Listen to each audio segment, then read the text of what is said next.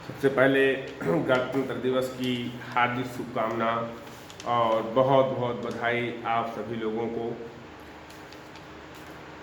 मैं doctor M M Shukla गणतंत्र दिवस के शुभ अवसर पर आप सभी का हार्दिक स्वागत, वंदन और अभिनंदन करता हूं।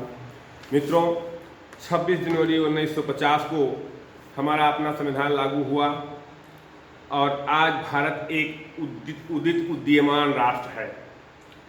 भारतीय गणतंत्र की उम्र आज 75 वर्ष हो गई है। इसलिए राजनीतिक दृष्टि से देखें तो भारत एक प्रौढ़ राष्ट्र बन गया है।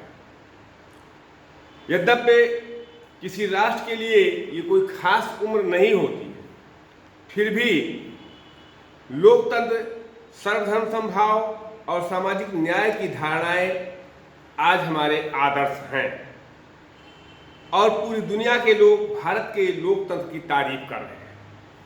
मित्रों, पिछले 75 वर्षों में भारत ने अनेक क्षेत्रों में ऐतिहासिक प्रगति की है।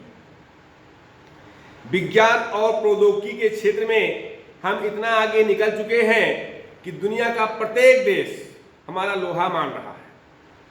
परमाणु शक्ति के क्षेत्र में भारत दुनिया की 6ठी महाशक्ति है, ये आपसे छुपा नहीं है।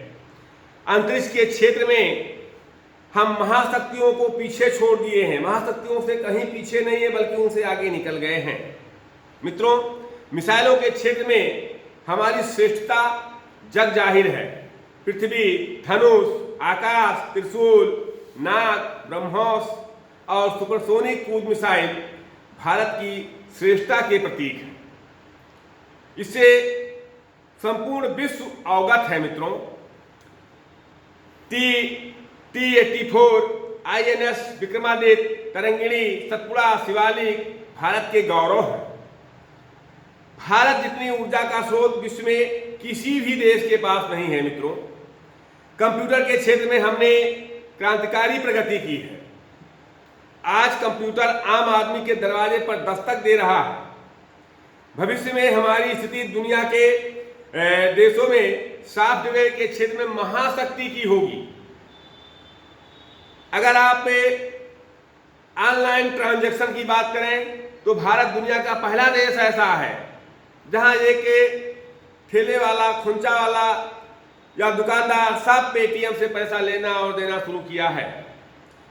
हम दुनिया के अग्रणी देशों में गिने जाएंगे। हमने संचार क्रांति कर ही दिया है। आज हमारी संचार क्रांति गांवों तक पहुंच रही है, दरवाजे दरवाजे तक पहुंच रही है। हमारा कृषि क्षेत्र बहुत बड़े पैमाने पर वैज्ञानिक हो रहा है और खाद्यान्न में हम आत्मनिर्भर हो गए हैं। हमारा औद्योगिक ढांचा मजबूत हो रहा है। स्वास्थ्य और चिकित्सा के क्षेत्र में हम क्रांति के दरवाजे पर दस्तक दे रहे हैं। रेलवे, बिजली, नागरिक उड्डयन, बंदरगाहों, अंतर्देशीय जलमार्ग, पैसे का ऑनलाइन लेन देन और पर्यटन जैसे क्षेत्रों में विश्व स्तरीय बुनियादी ढांचा बनाने की दिशा में हमने कदम उठाया है। ये हमारे उदीयमान भारतीय समाज की तस्वीर का उज्जवल पक्ष है। मित्रों, लेकिन अगर हम वास्तव में भारतीय समाज की तस्वीर को देखें तो धूप और छांव दोनों हमें दिखाई दे रहा है। एक तरफ जो उज्जवल पक्ष है वो हमारे मन में आशाएं जगाता है। जो उज्जवल पक्ष है, हमारी कुछ उपलब्धियां हैं तो कुछ हमारी कमियां भी हैं।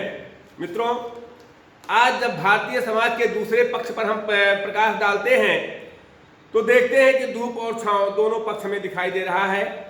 गांधी जी ने कहा था कि हर आंख का आंसू पोंछने का आदर्श रखा था उन्होंने। नेहरू जी ने संविधान सभा में प्रतिज्ञा की थी कि जब तक आंसू है, जब तक पीड़ा है और जब तक गरीबी है, तब तक काम बंद नहीं होगा। क्या हम ऐसा कर पाए? उत्तर होगा नहीं।